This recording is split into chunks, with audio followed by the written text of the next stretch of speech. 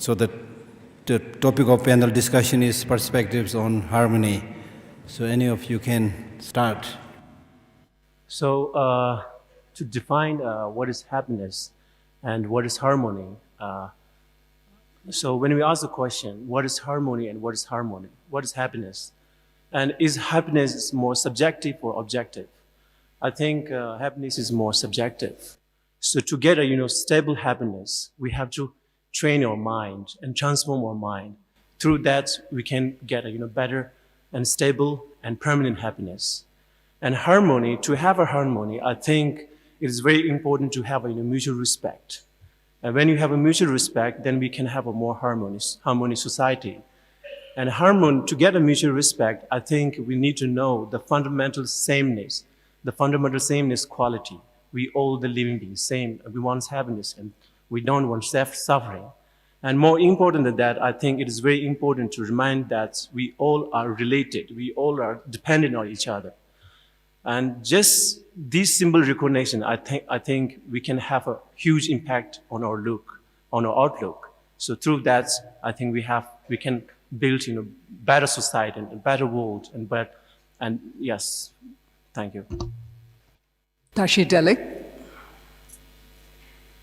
Well, I wish to share two instances from Indian philosophy. One is the story of two birds sitting on a fruit tree. And of these two birds, the one bird is busy eating and enjoying the fruits. And near to that, there's another bird just watching, not doing anything specifically. So here are the two birds, the one bird which is busy enjoying the fruits, and the other bird just watching.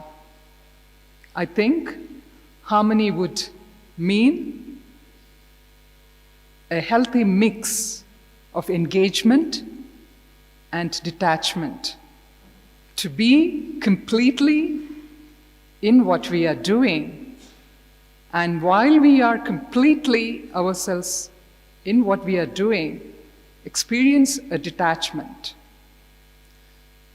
Another instance which I wish to share with you is from the text called Abhinaya Darpana, which is the text on Indian dance, stagecraft, and drama.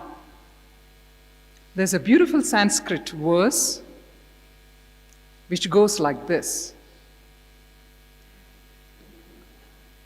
Yado drishtihi tado hastaha, yado hastaha tada manaha, which means an ideal dancer, where her eyes is, there goes her hand, and where her hand goes, there goes her mind, which again indicates to be full and completely be with what you are doing. And I think harmony once again brings in the ability to be with whatever we are doing in a complete manner and recognize that as the source of happiness. Geshe. In my perspective as a clinical psychologist and neuroscientist, and also in my perspective as a human, I too see harmony as a dance and also a negotiation. Humans and all animals on this planet are governed by motivations, the motivation for reward and the motivation for protection. And every situation in our life is marked by cues for reward and protection. And the harmony is striking the balance of making behavioral actions that are that demonstrate awareness of the potential for reward and the potential for danger or risk to oneself. And the way that we find this balance is to cultivate a quality of mind which allows us to find clarity for these cues in the environment. Many of the people who are suffering from emotional disorders, the people who I treat in my clinical trials and who are in the clinics where I train tomorrow's clinicians, have a quality of mind that obscures them from these cues for reward and danger in their lives. And they tend to privilege the potential for danger, and they become blind or obscured from the possibility of reward. So for me, harmony is helping individuals through practice find a quality of mind that allows them to clearly see these cues in their lives and to take actions from these basic motivational pulls from within.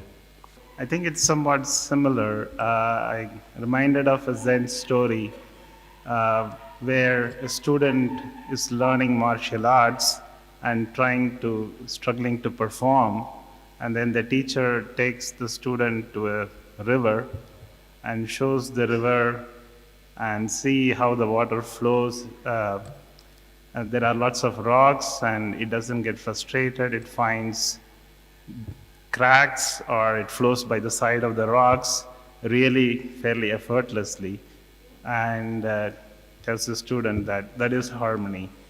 And there is a concept in psychology which could be of some relevance. It's called flow. It's introduced by a person called Mike Csikszentmihalyi. And there is some recent research to show that people who have higher emotional intelligence actually have a higher probability of experiencing flow. And two concepts which I think are very important for flow are control, that you have to be in control of whatever that you are doing, and sometimes people also use the term effortless attention. Thank you. A famous physicist, Feynman, once said that atoms were small particles that attracted when a little far apart and repelled when close together. And that's a recipe for balance. If you have two hydrogen atoms, they attract until they come together to a certain distance when the repulsion balances the attraction, and they make a molecule. Going the next step, inside those hydrogen atoms, there are protons. And George Gamow was a physicist who was thinking about those protons, and they repel each other by electrostatics. Inside the sun, the gravity and pressure and temperature drives those protons together until they eventually become helium and energy. So George Gamow reported he had great happiness one night when he realized he was the only person on Earth who knew why the sun shone and that it was going to continue to shine for billions of years. Soon, he acted as a teacher and shared that knowledge with all of us so we can all be happy to look up at the sun and know it's going to continue to shine. However, continuing the story, my professor at MIT, A.P. French, was at a laboratory in the 1940s, and he was asked to bring the power of the sun to Earth. And during the day, he took two isotopes of hydrogen and collided them. And he said when he went to bed that night, he knew that the power of nuclear fusion could be brought to Earth. Now it turns out that power can be used in different ways. We can use that power of combining those protons and releasing the energy to power the Earth and make many people happy. But it hasn't been used that way yet. So far, the only way it's been used is to create the hydrogen bomb. And this is why scientists need to talk to people who are not scientists, to people who are philosophers, to help the world achieve the understanding and the balance where the use of this nuclear fusion is for everybody's happiness and not for the release of terrible, damaging punishment.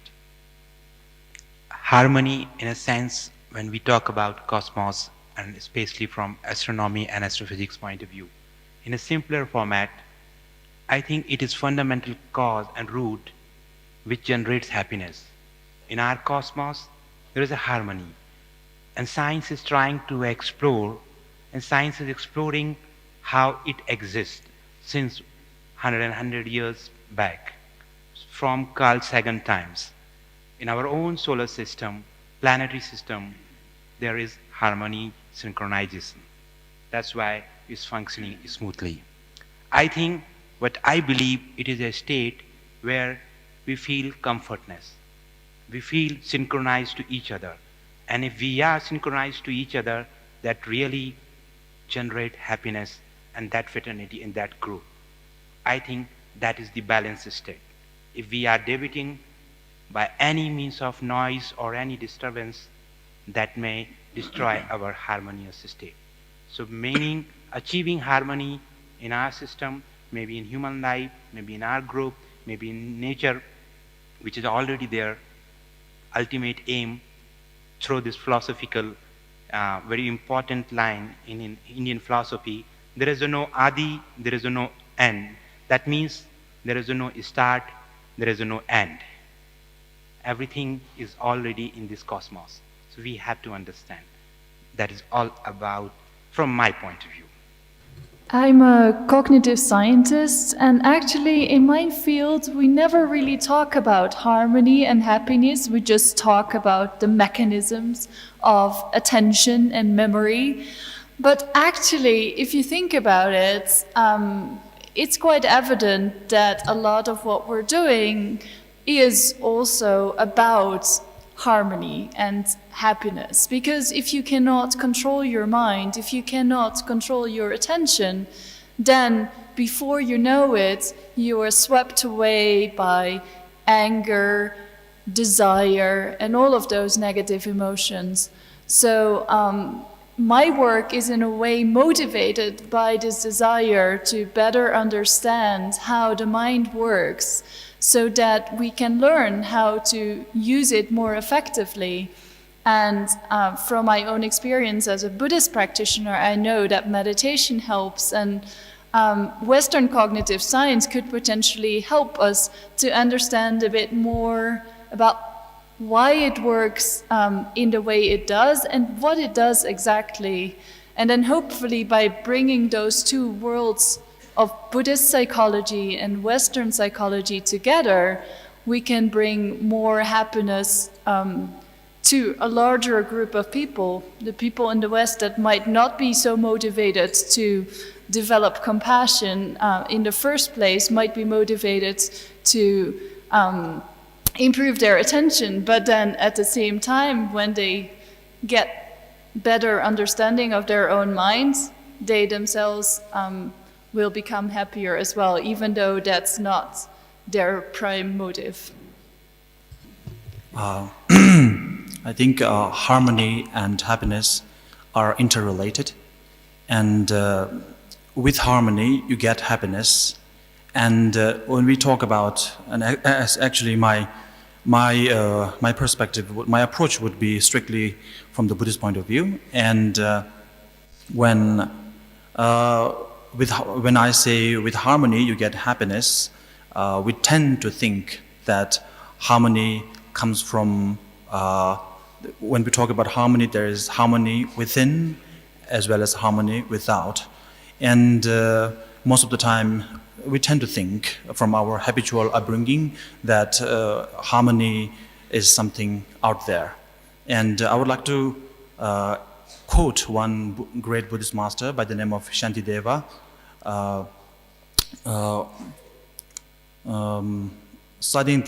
In Tibetan it says, "Sading dida goyoto tinye kowe kalalang, lamdi zamgi kowe ni sading tamje yodata." So to avoid your feet from getting dirty, if you want to cover the whole world with leather or hide, it is not possible. But if you cover your feet with the hide, then the problem is solved. So I think harmony, the answer is there. It's from within. In my work in clinical psychology, on a daily basis, when I do therapy with patients, people that come to me with who are suffering from various conditions. I meet these people for the first time, and my job is to establish some harmony with them. And oftentimes, it's difficult. You need to sort of find a common ground, find ways of relating to a person that you've never met before, who's experiencing something you've never experienced. And the ability to establish harmony with someone, we often call the Therapeutic Alliance. And it's one of the most powerful predictors of success in psychological interventions. And I think it requires both kinds of harmony, from within and without. So being able to recognize, your own reactions to the client or to the patient that you're seeing, and also recognize, the energy in the room to establish harmony. When I think about happiness and its relationship to harmony, I think of two different key ways that people engage in the world. And one of them is a very lower level, sort of reflexive or instinctive or habitual way of engaging with oneself and other people in the world around them. And the other is a very intentional and deliberate and purposeful way of engaging with oneself and people around you. And harmony, I think, is discovering the strategies or the techniques or the wisdom to use these different modes of being in different situations that you find yourself in. It's a little bit like how we think of harmony in music. We have different instruments playing different parts together, and some are easy and some are more difficult. And only when they're all working in a harmonious way does it sound nice. So I believe that the reason that Western health professionals and mental health professionals can learn something from the Buddhist traditions or the contemplative traditions is that we might be able to discover more about how a person can train their own musical conductors in their mental life to use the tools that they have in a more strategic and adaptive way, a flexible and adaptive way. It's a great perspectives on harmony. I would say, to add to that, I would say harmony is a balance between both internal and external experiences, as well as within different internal experiences. As a clinical psychologist as well, I work with patients who suffer from all sorts of different things. And most of them, I would say, have fallen out of harmony. And I think it's our job as clinical psychologists to kind of help bring them back to balance. So for people who have experienced post-traumatic stress, as an example, I would say often are disharmonious and focused primarily internally without really acknowledging the change in external environment. So I think it's our job as clinicians in a lot of ways to bring that balance and harmony back to our patients. All the participants, we are in harmony. Why? Because our body is in harmony.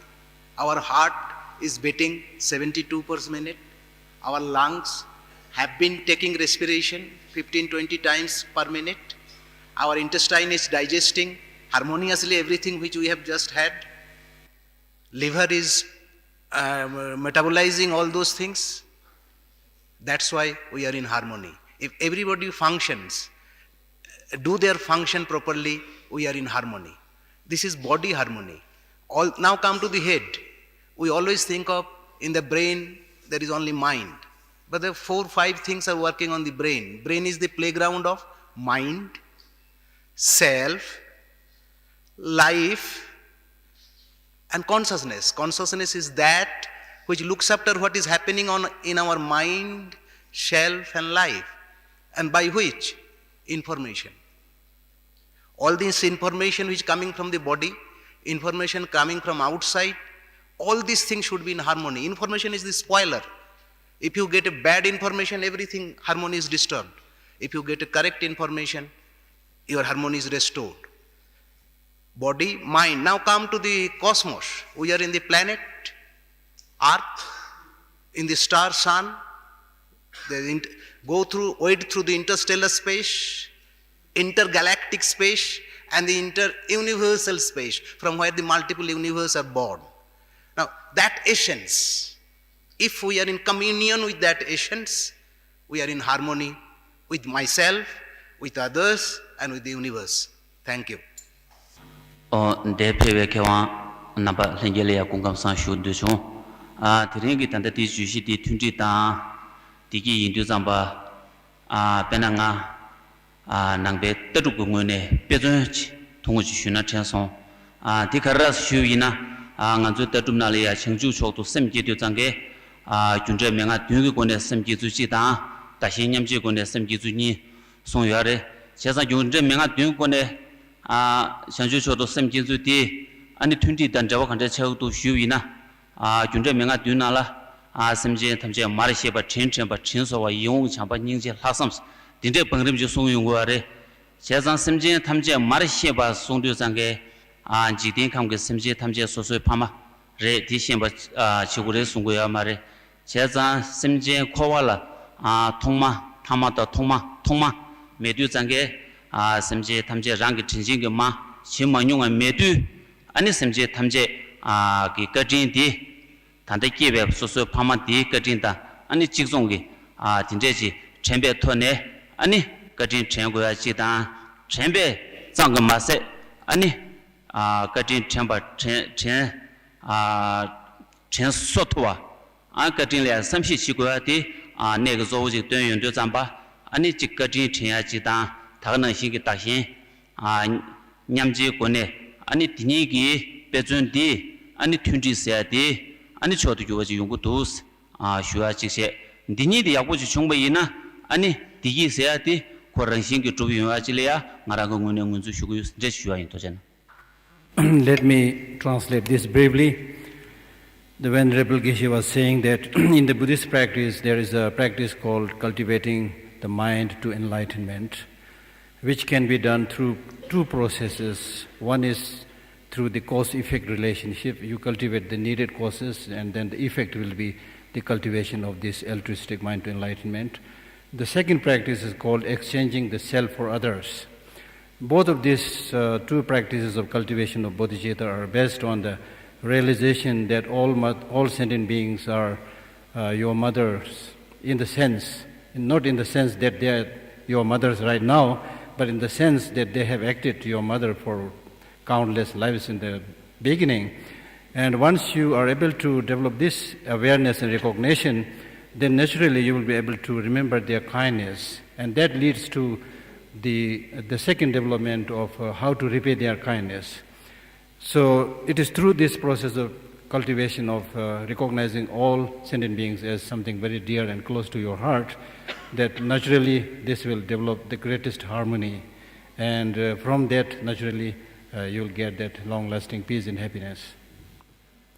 The tindi dani the chick korle yani kalsomyore tosini gala ta tindi dan the chilsiva degi ya ni maron sochi nowagi ani di chondili yani tan tindi dan the chilsiva gi yonyagi ni ani jichinjaro de ni sogo yore ni tindi dan the chilsiva di jichinte ani jichinte kalda samtang yongji ta ani li jimri ta tamane oni ni chongsani shayona karzana ni giwacha sechiyo giwacha ni karsa ani lichilina nama sungpa nama ja ei jinamba sum chutosini ani masage tachi kanza phawatuzogiya ani nomasanji to ani ditandani ani komba ni tomo pichini te yare yare ba chini ni ani karsa li jimri sa te tayara komba ni niwat pogo yore tene komba sambate ko jo warzana shamtang nyangji tene takachin bo simchil to se ramba chini yongo yore ta ngazo ni chu 아니 마몽 소마를 야네지 냠슬린 토야 때 거잖아 아니 저르머니 아니 단 머기 셰뽕이니 다치니 링나까 아니 힐 도졸라니 티 짐바니 티야니 도코 잡치니 아니 ngakeni michilani kanji no pachi doye ane lichi ni michila no pa karichi doye ane semgu goni michila ni no sum karichi doye na ti tani ani tape kombaje yongore ni titani kombaje yongni gala da soso ni soso te soso ni semde ya te soso semde twaina ni me parola ni no pachi mares no pa machina 다른 신경이 던져서 대용 거 요래 네 대치서 대용 거 요래 네 다티 이지니 다티 지 로스지 네 잔삼다 네 지 토산이 야급 더니 지 더니 말하요나 소디당 소디 공조당 아조지니 아니 잔삼 경정경은 저 다이나 다 디름 니치기는 아니 디름 니시는 아니 간지 용도와 아니 다 디름데 나양 디지 니가 줘야 말도 대산이 영화 좀 요만 두지니가 땅이네 지 샤이데니 디지마 또 좀에 제 자주 안스레 디지가네 다 호티건라지 네 넘버 속에 손대에 공도 되는거라 네 디지가 디지나 Because I am not conversant in English, I was not following what was happening. So what I'm saying may be erratic and out of the context, but with this title, Harmony and Happiness, what I would like to say is that anything that is conditioned has to come from its respective causes and conditions. So similarly, in the case of harmony and happiness, also it has to come from its causes and conditions. And therefore, if we want to cultivate harmony and happiness, we need to first of all search for the right causes and conditions of harmony and happiness. So in this context, one will find that the most important kind of formula is, one, to refrain from harming others, physically, verbally, and mentally. And secondly, it is not enough simply to not to harm others, but on top of that, you need to extend that mind of altruism, where you're able to see all sentient beings like yourself wanting happiness and not suffering, but still full of suffering. And with this recognition, you develop this loving kindness, compassion, or bodhicitta and altruism. So it is through this kind of process that you will be able to put an end to unnecessary conflict and aggression or violence. And once you are able to do away with this negative activities like aggression, violence, and so forth, the outcome naturally will be harmony and happiness. I thought Emiliana's way of explaining harmony was interesting, distinguishing between habitual and intentional engagement. I was actually thinking, won't it be a difficult task for any engagement, the intensity in any engagement to be differentiated, thinking that this is habitual and perhaps this is something which is much more serious? Shouldn't intensity be the same, whether it is daily routine or some remarkable things which we do?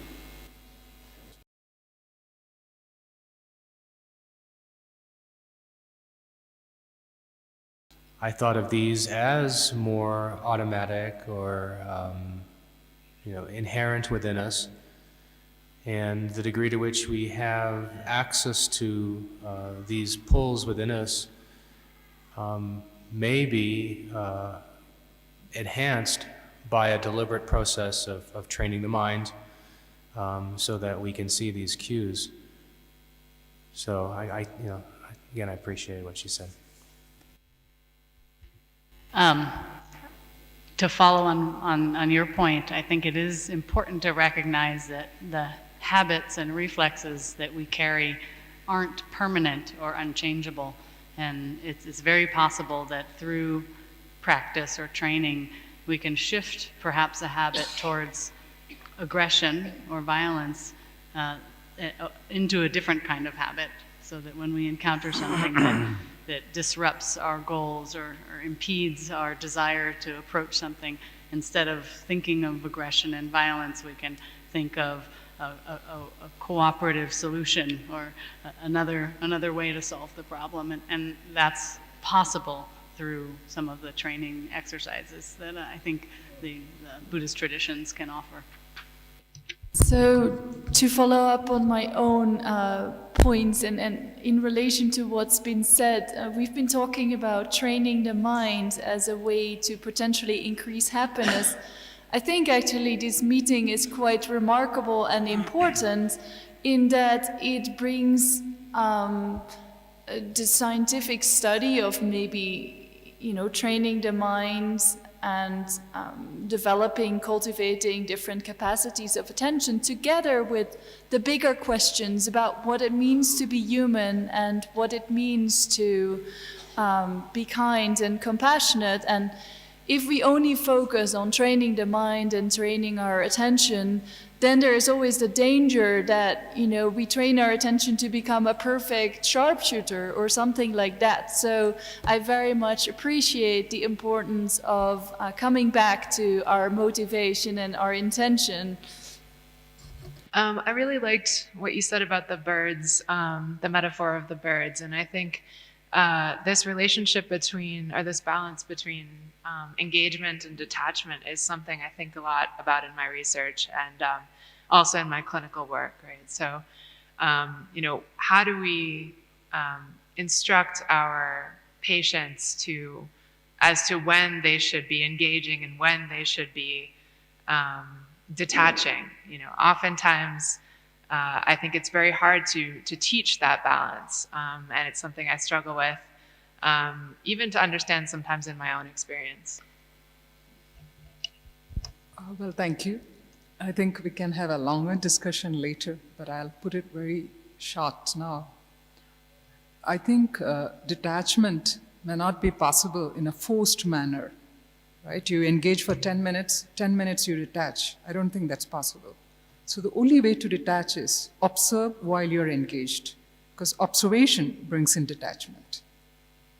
I'd like to emphasize something that Saket mentioned, which was looking for the harmony of the planets, and the essence of science as looking for laws that allow us to predict if A happens, then B will follow, this causality.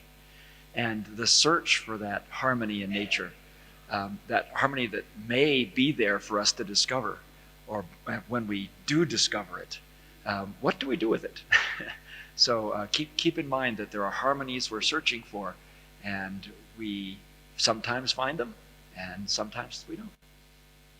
But there is a very famous quote by Carl Sagan, the well-known astronomer and science communicator.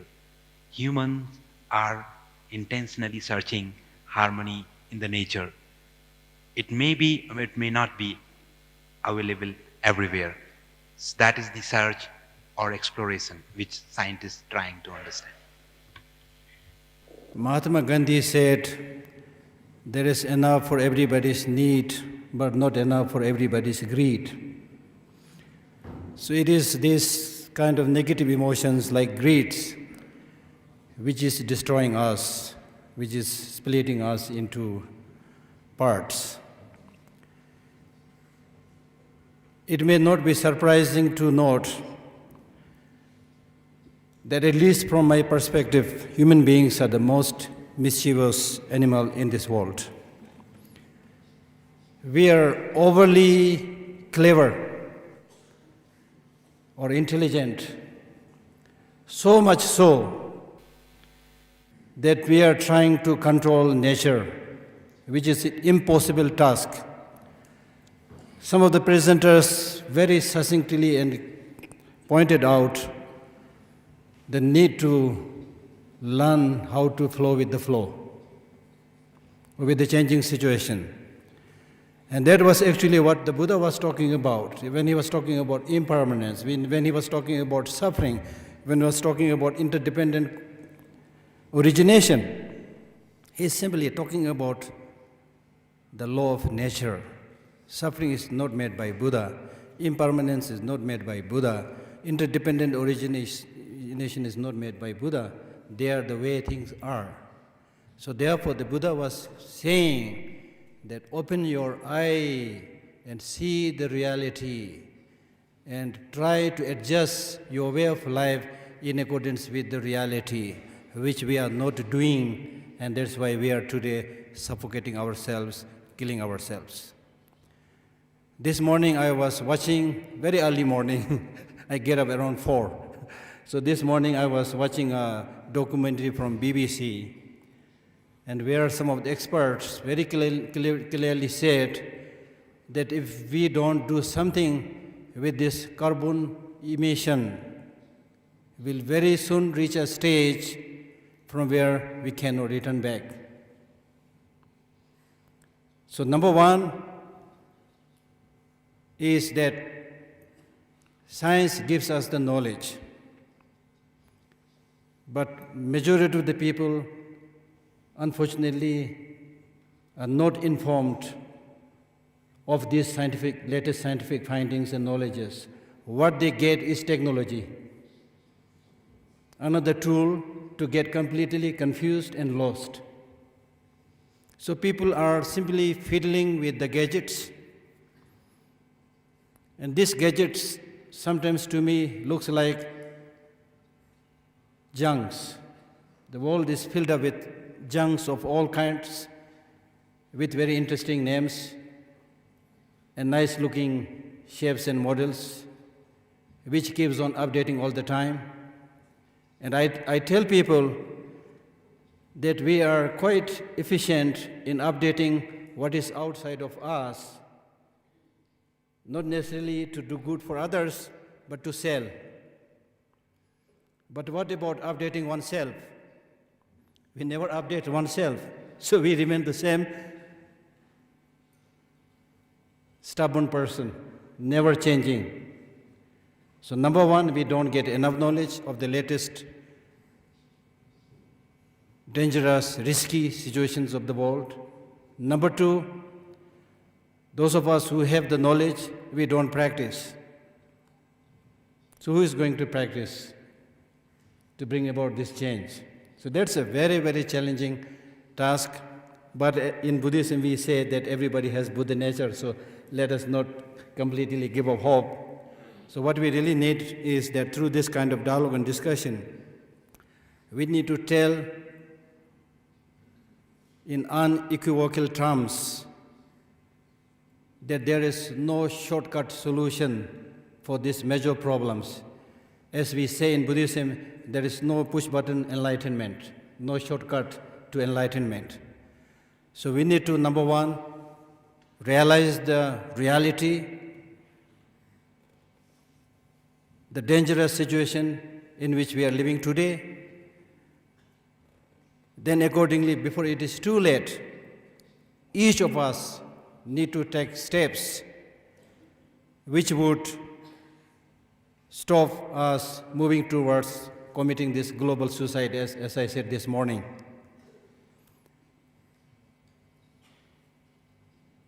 If we simply let the negative emotions run wild as we are doing and follow this lifestyle of consuming everything at the cost of destroying everything, then unfortunately it will not be far enough, far away, so that we will all reach a stage where we will all just simply stare each other's face and will not be able to solve the problem. So therefore, what the eminent panelists have shared,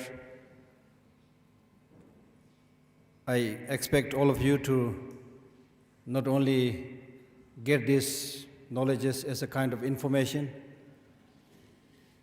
because much of the information we get these days is junk information, which is not needed. But unlike those junk information, the information that you got today is very important information. So let us turn and transform this information into knowledge, a knowledge which would color our emotion, activate us, get up, go and do things to make this world a better place to live in. So with this, I stop the panelist discussion. Thank you very much.